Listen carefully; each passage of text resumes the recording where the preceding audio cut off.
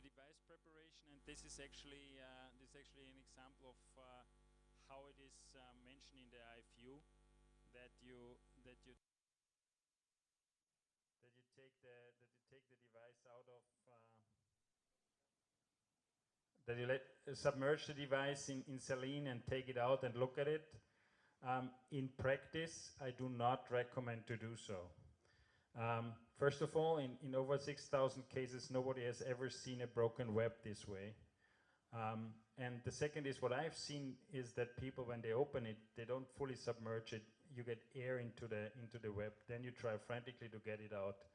That's a good occasion to actually break the device. And by the way, I mean, you should, in theory, do that with every coil and most of the stents, and nobody does it. So that my recommendation is, from practice, rinse it backwards before fully putting it in. So the device introduction, I mean, it's clear. Please put the introducer fully into the catheter hub. Do not push the web forward before the reason is easy. The web is gonna start to inflate, and you might break it by pushing it into the catheter and have more friction than necessary. So that's slow strokes, and you put it in until the golden end is inside the introducer. The web cannot escape the catheter before this is the case. So the introducer length makes sure that you do not leave the catheter. Then you remove the catheter and switch on the lights again to see where you are going with your web. So the positioning, it's actually it's much more case dependent than you see it here. The only thing that you should be aware of is, if you look at the catheter tip, the actual catheter tip is actually more than a marker length behind the marker. So what you see as a marker, you have to think another marker length on top, which you don't see on your fluoro, which is still the catheter. So you have to take care of that. For the positioning, if you have straight access, if you start in the lower third of the aneurysm, that's okay. But on some occasions, you have to think about a different strategy on how to actually deploy the web. But this is part of what we train in our simulator trainings, and I can only recommend to go to such a training and look at it. So there's an example of web deployment in a very simple silicone model, very fast. So once the web is half out, you can go to the dome. You can position the device at the dome, and then you push it out, and also let the catheter go back. Not only pushing, but also letting the catheter go back, and the web should sit properly in the aneurysm. What you see here is not dog ears. This is owed to the silicone model. So usually you start with unsheathing, like if you deploy a stent, and when you see the mushroom shape of the device, then you push the device inside the aneurysm. So these are two steps. Exactly. So as long as the So you first, your microcatheter is positioned inside the aneurysm, and your system, the web device, is at the tip of the microcatheter. You start with unsheathing, like when you deploy a stent.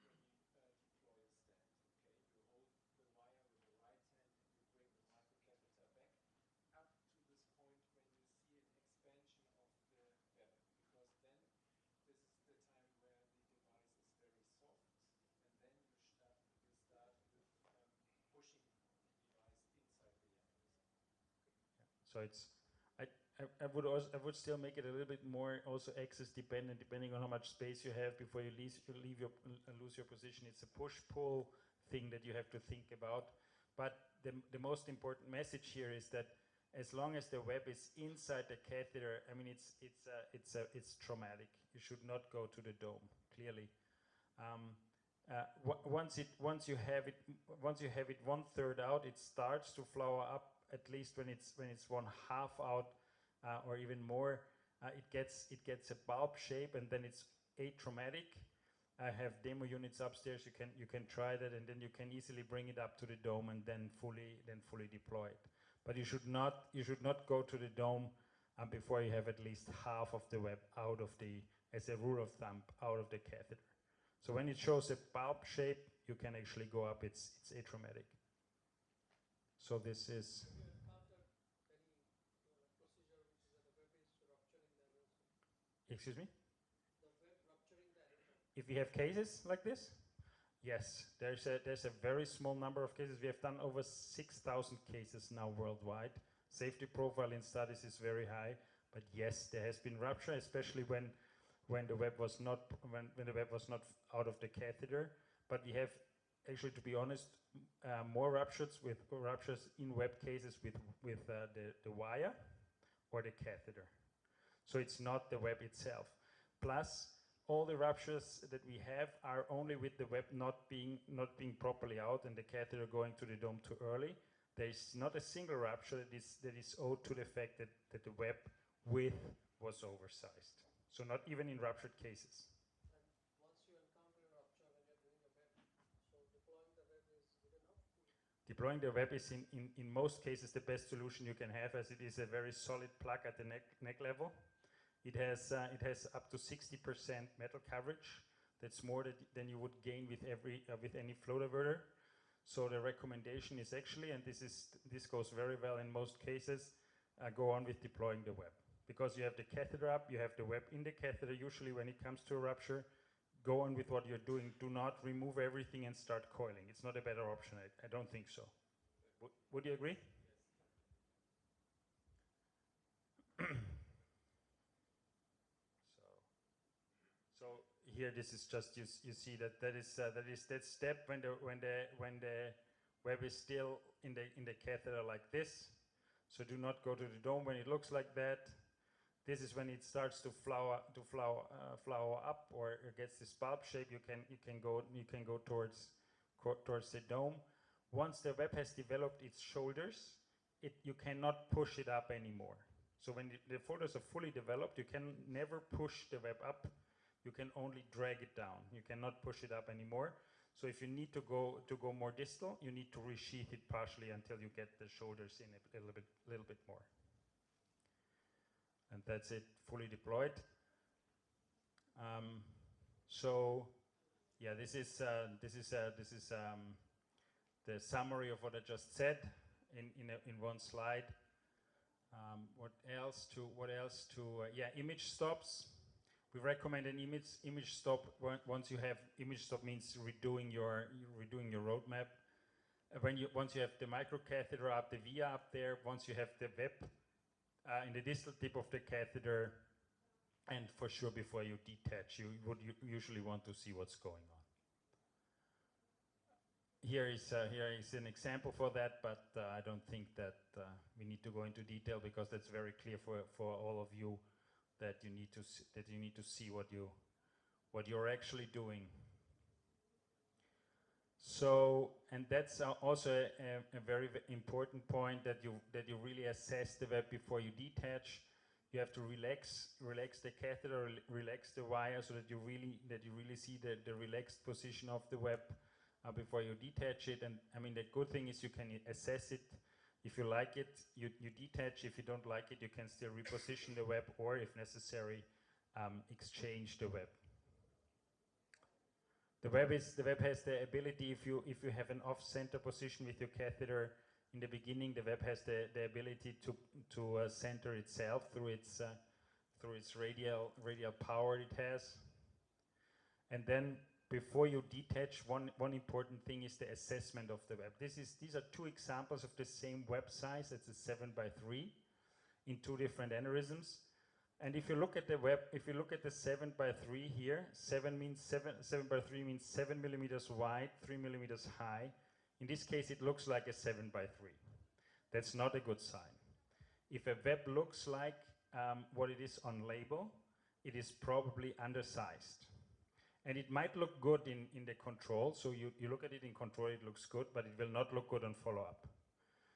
And if it looks like the second example, this has also been a 7x3, but it now looks much more like a 4x6 or something like this, that's a good example. So the web is The web is activated, as we say. The web is properly sized. It's a good solid cork again. Cork is the topic we have.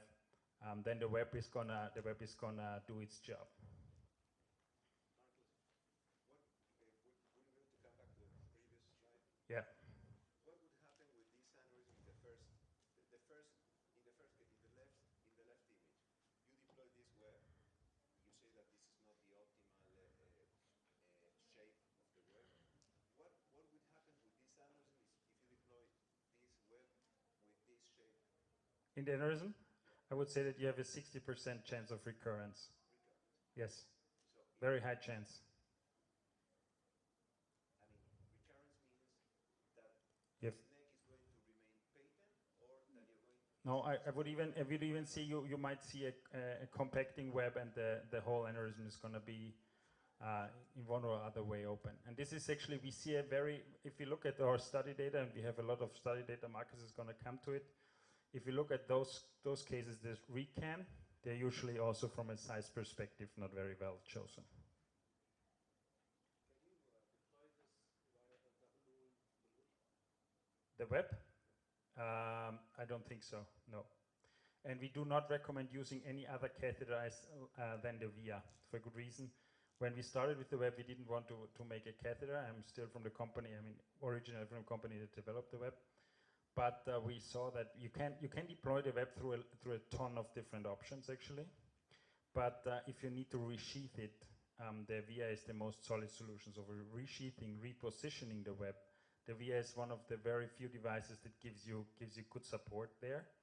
And as you need to do it sometimes, I would really recommend to stick with the VIA. Do not use a different catheter.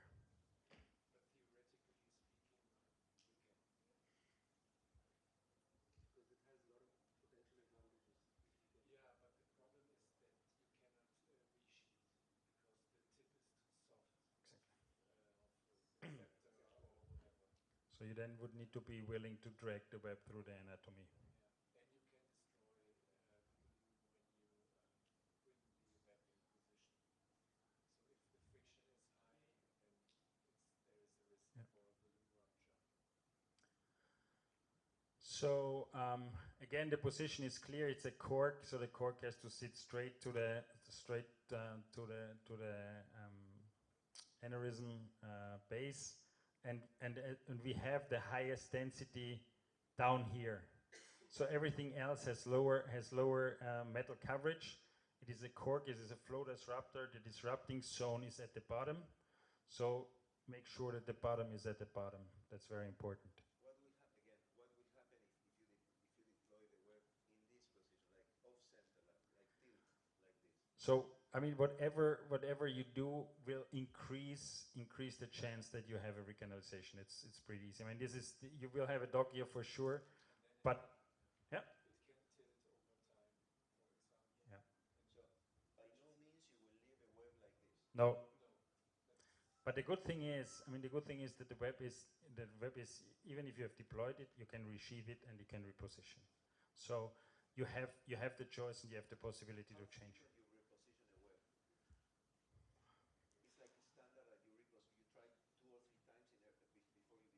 No. In every case. The vast majority of cases, one. No. Let's say if it's a basilated aneurysm with a straight axis, then it's only one deployment. But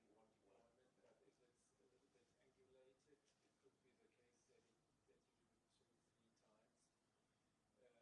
you do it 2-3 times. I think the rate of using another size, at least according to our data, we use 1.2 up to 1.3 webs per case. So that means on average it's one web, but every fifth case we need a different size, more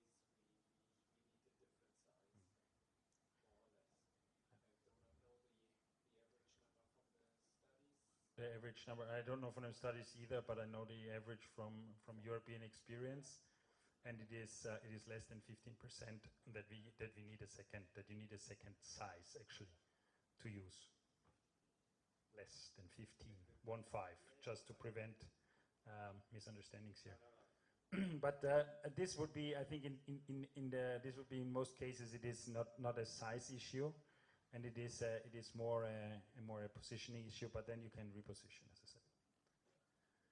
So yes, as I said, you take a look if the web is actually neutral, if you still have push on the pusher wire. In this case, you see a large invagination, which is usually a sign that you still have push. This is a quite neutral position. The more V shape you see at the bottom, the more tension is on the wire. You're still pulling, so you cannot. In these two cases, you cannot expect. In this case and in this case, you cannot expect the web to stay like this when you detach. In this case, you can absolutely expect it to stay like this. Okay, that's important that you relax and see that before you detach. So stasis in a good number of cases, you see stasis already throughout deployment of the web. In some you don't, but this is not an indicator for success. And it's also, I mean, we also know from ruptured studies there's no rebleeding, so that the web works very reliable. Yeah, it's the detacher. I mean, you put it on, you see the green light, you push the button once, and you push it short. Duration doesn't matter. The device just shoots for a predefined amount of time with a predefined voltage, and then you have to take the detacher off, because it's not going to shoot a second time anyhow. Before you don't take it fully off, and should you need to try again, you take it fully off and put it on again to detach. If the light would be red twice on this detacher, you take the detacher off, wipe the gold wire dry, take a second detacher and try. It's red too. Then you have to remove the web. Yeah, but that is extremely, it's extremely rare that we have a real non-detachment web-based, extremely rare. And yes, I mean, this is a theoretical discussion, because we hardly don't see that. We hardly see that.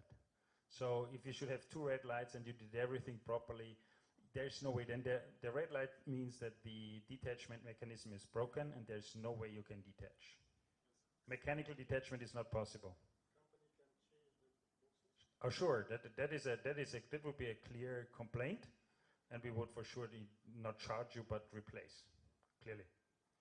Sometimes it is difficult to see if the web is detached or not. So what I usually do is to do a blank roadmap before I detach. And then usually you see if there is some movement between the wire, microcatheter, and the marker of the device. Yeah, like it's everything. But there's a way to see very easily if it is detached or not. And my recommendation is always, before you start pulling on the wire after detaching, bring the via catheter up, so it gives you a little support, and then start pulling on the